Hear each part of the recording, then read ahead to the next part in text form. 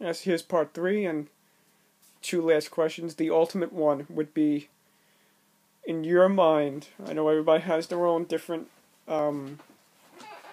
ideas, and a lot of people say different things, and you being the conspiracy theorist and everything outside of here and everything, and you love talking about different things. How in your mind, how did KCW ultimately get its end? Well, see, a lot of people seem to think that Justin leaving was a death knell to it, and honestly, I disagree with that.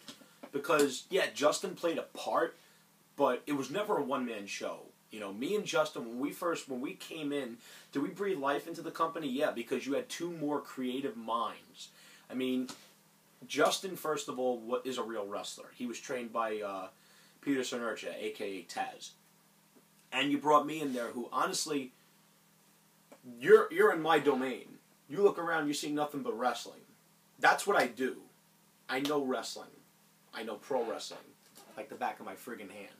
So, creatively, I felt like me and Justin brought a lot to it, but when Justin left, I didn't think it was a death knell because don't forget, this is the age of technology.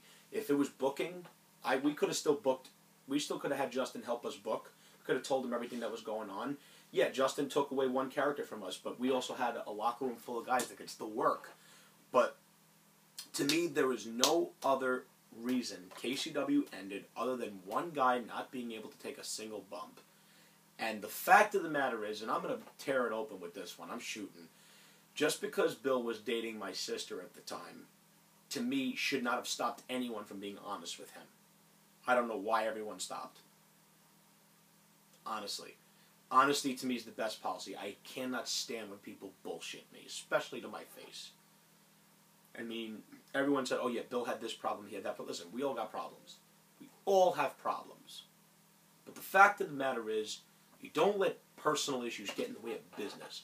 And I'll be honest with you, I felt that the reason that Bill pulled what Bill did during his match with Joe, you know, just to keep it short, he took a knee to the nose, and then he just flipped out. I think Bill premeditated that because he was trying to convince us to call the show off because he couldn't wrestle with Joe because he said his back was hurting. And then when we found a solution that we could put someone else in his spot, he wasn't happy. He said, okay, I could still go. He knew what he was doing. To me, he knew what he was doing. There's no way in hell that he did not know what he was doing. And the fact of the matter is, when you're a man, you face up to it. And we tried confronting him on that several times, and he didn't have the balls to answer it. That pisses me off. It pissed me off big time. Because this wasn't just something that we did once a month. We put a lot of hard work into this. You know how many times me and Christian would spend hours writing things, trying to think of how we could do build-ups for the next season. Granted, would we have been able to do it as much as we wanted to? No. But the fact of the matter is, it was something we put a lot of work into, and he didn't appreciate that. And I'll be honest, his brother didn't help either because he was defending him every step of the way, although he did what any brother would do, but fuck. You know, when my sister does something screwed up, I'll defend her in public, but when we were alone, I'll tell her, listen, you know, you really shouldn't have pulled that. And Nick wasn't doing that. Not that it helped because he was a prick anyway.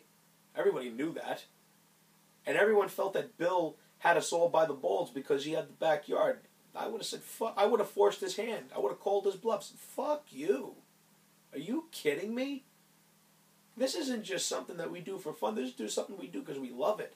None of us, other than Justin, you know, I'm not knocking everyone in our locker room, but none of us was going to make it in the business for real, like in the territories or TNA or WWE. Justin was our best shot at making it, and this was something we did for fun, and this was our way of living our dreams of being involved in pro wrestling. That's how much we love it. People could say that backyard wrestlers are crazy, they're stupid. That's their way of living their dream.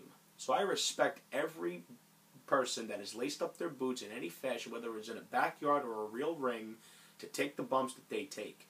And the fact of the matter is, Bill took it upon himself to ruin it for everyone because he didn't want a job to Joe. That's where I stand on that.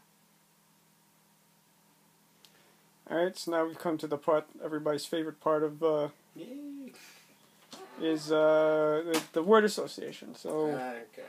I'm going to name a wrestler. You can say one, or you can say many words. Or You could say Okay. a lot of words or some words, whatever.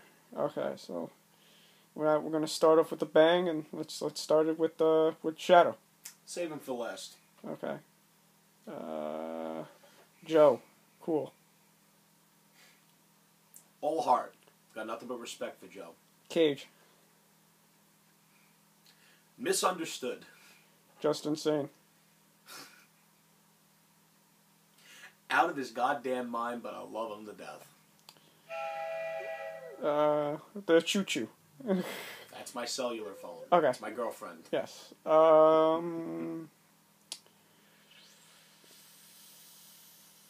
Death X. No selling son of a bitch. Lightning Legs. Prick. Big Bad Bill. The death of KCW. Don't know how else to put it. Louis. Underrated.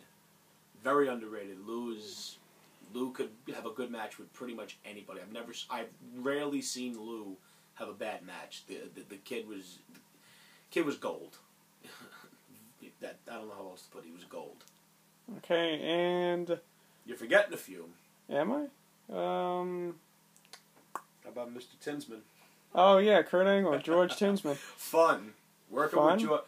with George was a lot of fun because you could tell he was having fun too because the guy never sold a thing on his face because he was always laughing. I think that's something that a lot of people forget about George. He was always having fun, and that's something that I always loved about him. Two people that really weren't a part of, they were one-offs, but, you know, Radical Bread. Didn't get to see enough of him. Looked like he had a lot of talent. Dwyer. Screw him. Nah, he's cool. Dwyer's cool. He out-Undertakers me, which I still have a hard time dealing with. And finally, the god of KCW himself, Shadow. Out of the ring, probably the closest thing to a brother that I'll ever have in the ring. He just paints a big bullseye on his chest every time he opens his mouth, and I just want to beat the ever-loving hell out of him. But at the same time, it's hard because I love the little bugger. All right. This concludes the 3-part shoot interview. We'll have more with other wrestlers if we can get in touch with them and they want to do it. But here it has been, Jim Sinn.